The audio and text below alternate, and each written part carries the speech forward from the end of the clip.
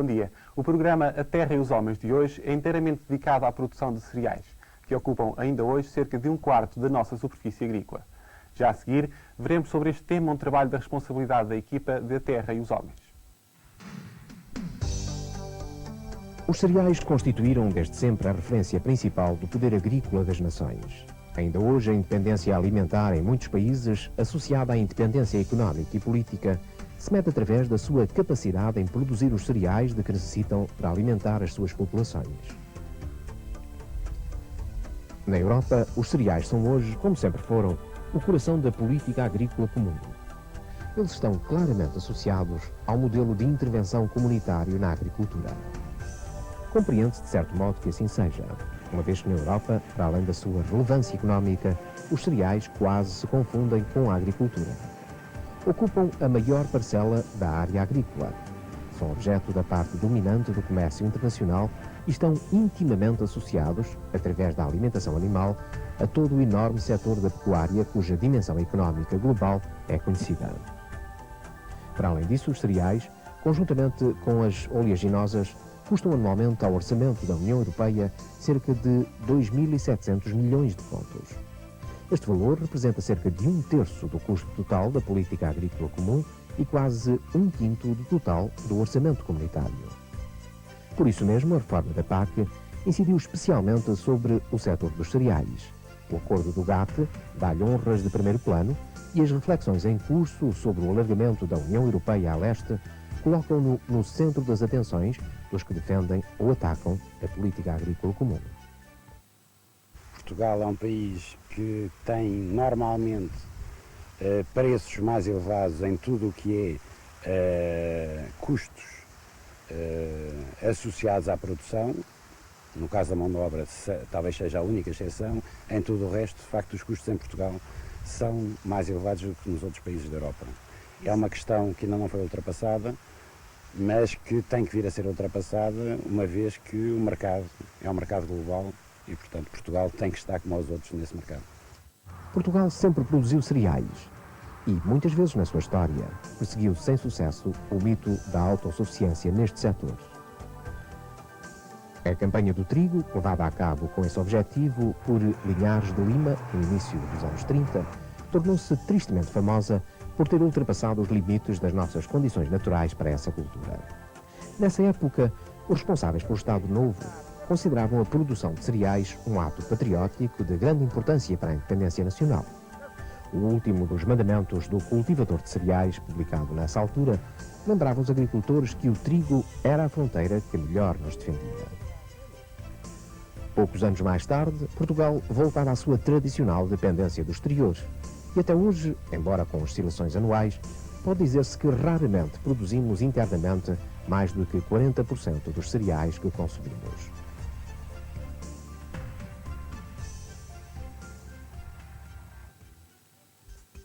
Apesar da nossa grande dependência externa, que se salda em importações anuais de cerca de 100 milhões de contos, os cereais ocupam ainda cerca de 700 mil hectares, o que representa a maior parcela de superfície agrícola utilizada no continente. Contudo, eles deixaram, desde há bastante tempo, de ter uma posição preponderante no valor acrescentado da nossa agricultura. Há em Portugal cerca de 270 mil produtores individuais de cereais, repartidos, embora de forma desigual, por todo o território.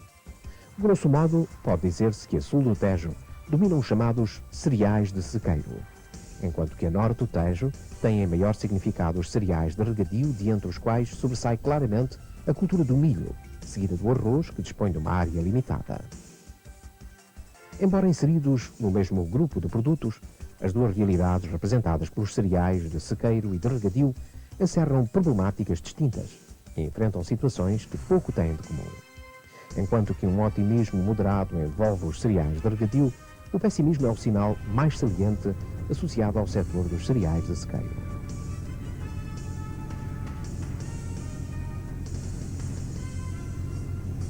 No primeiro caso, o notável progresso técnico conseguido nos últimos anos na cultura do milho, associado ao aperfeiçoamento das tecnologias de rega, tem vindo a assegurar aos agricultores níveis de produtividade crescentes e comparáveis com vantagem aos níveis médios conseguidos nos restantes países da União Europeia.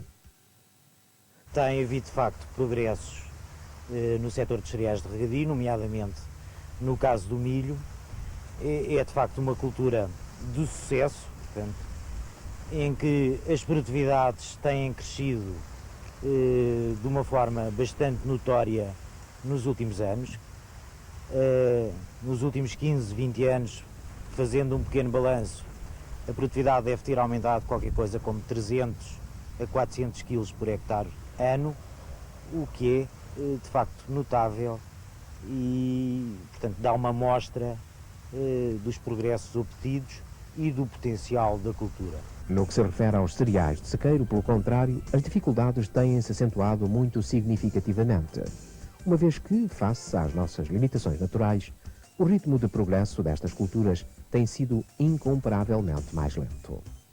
Esta circunstância, somada à enorme quebra dos preços reais dos cereais, verificada desde a nossa adesão, tem tido um reflexo muito negativo no rendimento dos produtores de sequeiro, que tem vindo a ser acentuado com a sucessão de secas dos últimos anos. O Alentejo sempre foi uma zona, ou a principal zona de produção de cereais em Portugal. A maior parte das nossas explorações estão adaptadas e bem adaptadas a produzir cereais. Os agricultores são bons profissionais na produção de cereais, estão bem equipados. Ultimamente houve uma evolução muito boa em termos tecnológicos. De qualquer forma, e também a situação dos cereais joga bem com o resto das produções, nomeadamente com a pecuária. Portanto, a pecuária no Alentejo, em extensivo, com os cereais de sequeiro, digamos, são atividades que se complementam. Portanto, é uma situação que é específica da região e para a qual não se afiguram grandes, ou não se vêem grandes alternativas. Parece-nos que com a descida anunciada de alguns pagamentos compensatórios, concretamente da ajuda cofinanciada, algumas explorações terão em risco a sua viabilidade. Provavelmente terá que haver alguma reconversão em alguns setores, mas não acredito que alguma vez se deixe de produzir cereais em Portugal e nomeadamente no Alentejo. De facto, os preços à produção caíram desde a adesão cerca de 74%. E apesar dos subsídios da comunidade que tantas críticas têm suscitado em alguns setores da opinião pública, os produtores de cereais de sequeiro têm sido fortemente penalizados. Tomemos como exemplo o caso do trigo. Considerando apenas os últimos 5 anos, apesar de contabilizados todos os subsídios, os produtores de trigo terão perdido cerca de 100 milhões de contos como resultado da queda dos preços reais. Este problema, nem sempre bem avaliado pelos responsáveis da política agrícola, tem conduzido toda a região do Alentejo para um beco, cuja saída é cada vez mais estreita. Nós, agricultores, até à data, ainda não conseguimos descobrir nenhuma alternativa viável, duradoura e abrangente. O Estado, através dos diversos departamentos especializados no setor, também até à data ainda não descobriu nada, a não ser algumas coisas pontuais, como o caso das proteaginosas ou o caso das hortofrutícolas no litoral, que redundaram em fracassos totais, com consequências desastrosas para a economia da região e para os agricultores e para toda a economia envolvente. Os próprios estrangeiros que vieram para cá e compraram cá herdades, desde há 10 anos, 15 anos para cá, ou se adaptaram ao que nós fizemos, ou então torriscaram os miolos aí ao sol e tiveram que se ir embora. Portanto, não há alternativas aos cereais de sequeiro no Alentejo.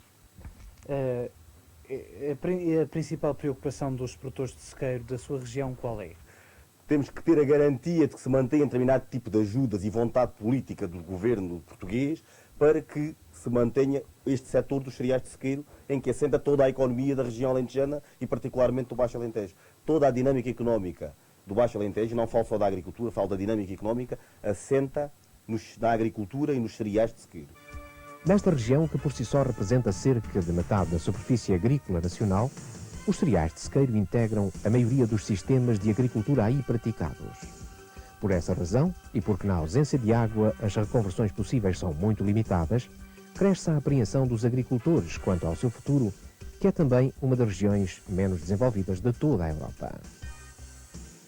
Esta será, sem dúvida, uma entre muitas outras questões delicadas que o novo governo terá que enfrentar. Para falar connosco sobre cereais, convidámos o professor António Lopes Aleixo, do Instituto Superior de Agronomia. Bom dia, Sr. Professor. Muito obrigado por ter aceito o nosso convite.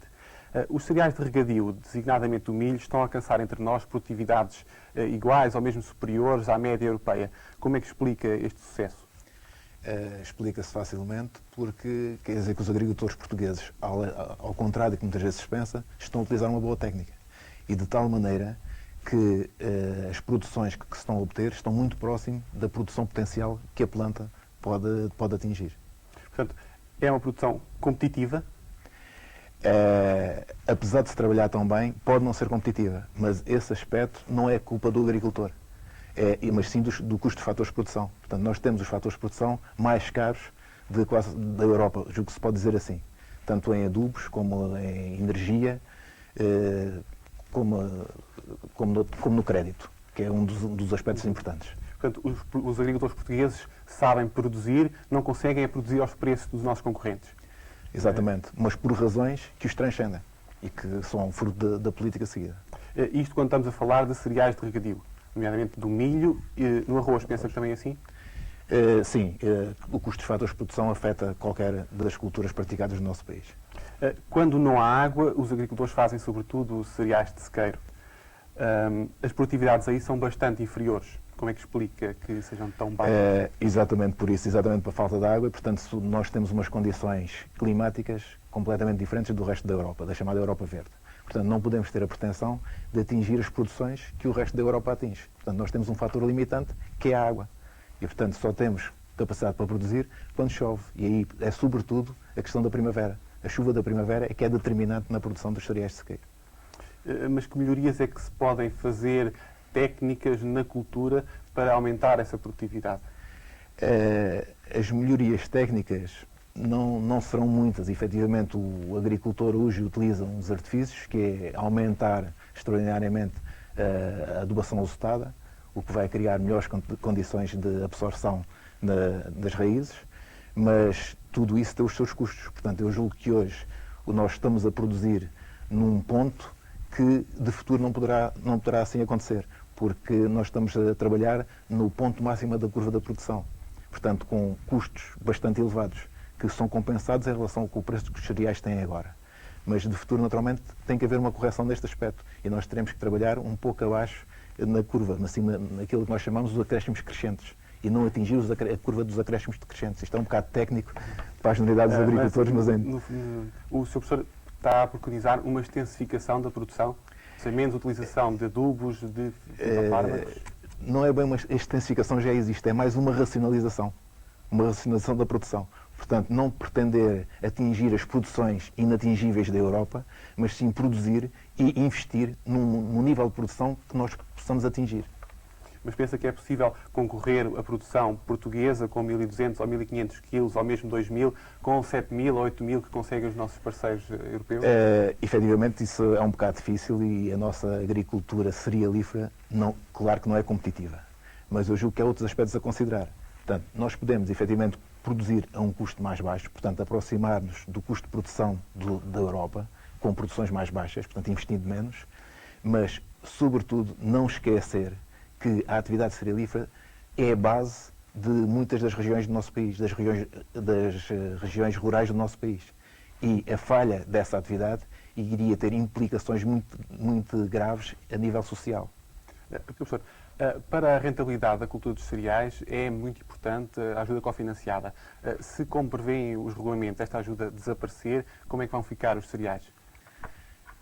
Em todo o mundo, e sobretudo na Europa, a atividade cerealífera e mesmo a agricultura em geral, quase em geral, é subsidiada. Portanto, julgo que terá cabimento que, no caso de desaparecer a ajuda cofinanciada, haja qualquer coisa que se substitua. Eu penso que está em curso o aumento da ajuda ao hectare com a diminuição e desaparecimento da ajuda cofinanciada. Isso, quanto a mim, até seria vantajoso, porque permitiria ao agricultor racionalizar melhor a produção de cereais. Mas se não fosse possível continuar com a produção de cereais, seria toda uma região, nomeadamente o Alentejo, que seria posta em causa. O Alentejo e não só. Não nos podemos esquecer também de Trás-os-Montes, em que a cultura cerealífera tem uma incidência bastante grande. E, portanto, toda a comunidade rural será afetada com isto. É que não é só o agricultor. Hoje, quando se fala nisso, pensa-se que se está a defender apenas o agricultor. O agricultor, naturalmente, é o menos defendido nisto tudo, Portanto, há toda a comunidade que vive da atividade do agricultor. E na comunidade rural, a atividade do agricultor é essencial para manter toda a gente. E nessa atividade é o trigo que tem de ter um papel principal ou há alternativas para essa cultura? Efetivamente, o trigo é a base disto. A atividade cerealífera é a base. E não nos podemos esquecer que já várias vezes se tentou encontrar uma alternativa e que ela foi falhando. Lembremos-nos recentemente das proteaginosas, que se pensava que as proteaginosas iam resolver o problema da reconversão da cultura dos cereais e que não aconteceu. Por outro lado, fala-se agora muito na questão da substituição da atividade cerealífera pela produção de carne. Mas a produção de carne depois teria problemas semelhantes ao que tem os cereais agora. E, por outro lado, a atividade, em termos de apoio à comunidade rural, é bastante diferente. Portanto, a incidência da atividade de trabalho de máquinas, portanto, o trabalho das oficinas, seria drasticamente reduzido. Sr. Professor, Portugal importa anualmente 100 milhões de contos de cereais. No futuro prevê que vá aumentar ou vai diminuir esta... Eu julgo que isso não sofrerá grandes alterações, porque não se prevê que os rendimentos per capita aumentem muito. Ou talvez até tenham tendência para diminuir por causa dos problemas dietéticos, etc. E, por outro lado, a população também não está em aumento. Portanto, as variações que podia haver com alguma quebra de produção nacional, penso que não seriam sensíveis. Muito obrigado, Sr. Professor Lopes Aleixo, por ter estado connosco. Como habitualmente, vamos ouvir um comentário de um dos autores do programa A Terra e os Homens. Hoje será o engenheiro Armando Sefinato Pinto, que nos fará um pequeno comentário sobre o tema que temos vindo a analisar. Confesso que tenho uma grande dificuldade em compreender o que vem acontecendo aos cereais de sequeiro em Portugal. Confesso também que considero de uma enorme irresponsabilidade o futuro que muitos lhe parecem desejar e outros aceitar. Isto é, o seu puro desaparecimento. Quanto ao passado, apenas um exemplo. Quando há 10 anos entramos para a CEE, o preço do trigo ao produtor era de 40 escudos o quilo. Hoje em dia é de 30 escudos o quilo. Tendo em conta a inflação, o preço atual, para ser idêntico ao de há 10 anos atrás, em vez de 30 escudos, deveria ser de 120 escudos o quilo. Apesar dos subsídios comunitários, que parecem fazer impressão a muita gente, esta enorme quebra traduziu-se num prejuízo para os produtores de cereais de sequeiro, que poderá ter ultrapassado os 200 milhões de contos. Nestas circunstâncias, só quem tenha por hábito ver tudo ao contrário poderá falar dos privilégios dos produtores de cereais de sequeiro. Muitos dos que me ouvem perguntarão com lógica: então, se assim é, porquê é que os agricultores não fazem outra coisa? Porquê é que não se reconvertem? Como é óbvio, os agricultores seriam os primeiros a agradecer se alguém lhes comprovasse a existência de alternativas válidas. O que se passa é que verdadeiramente ninguém conhece essas alternativas. Este problema é de uma enorme gravidade. Ele envolve diretamente muitas das nossas regiões. Entre elas, todo o Alentejo, que já é uma das regiões menos desenvolvidas da Europa e onde temos metade da nossa área agrícola. Não acredito na condenação do Alentejo, nem em nome da competitividade e do mercado, nem em nome da Europa. Se isso viesse a acontecer, seria a negação pura e simples dos fundamentos, dos princípios e dos objetivos da própria União Europeia. Se por infelicidade isso vier a acontecer, só poderá ser em nome da nossa incapacidade e envolverá, a meu ver, a nossa responsabilidade coletiva. Muito obrigado, Sr. Engenheiro Sefinato Pinto. Temos ainda algumas informações para os senhores telespectadores. O prazo de entrega das candidaturas ao subsídio de gasóleo agrícola termina no dia 30 de novembro. As inscrições devem ser apresentadas nas direções regionais de agricultura. O prazo de entrega para as candidaturas para projetos agroindustriais ao abrigo dos regulamentos 866 de 90 e 867 de 90 termina no dia 30 de novembro. As candidaturas devem ser apresentadas nos serviços do IFADAP. Como já referimos no programa anterior, o prazo de entrega das candidaturas às medidas de florestação previstas no PAMAF termina no dia 30 de novembro. As candidaturas podem ser apresentadas no Instituto Florestal. Chegamos ao fim de mais um programa A Terra e os Homens. O programa da próxima semana será, como habitualmente, transmitido no domingo a esta hora e será inteiramente dedicado à vinha e ao vinho. Tenham um bom resto de domingo.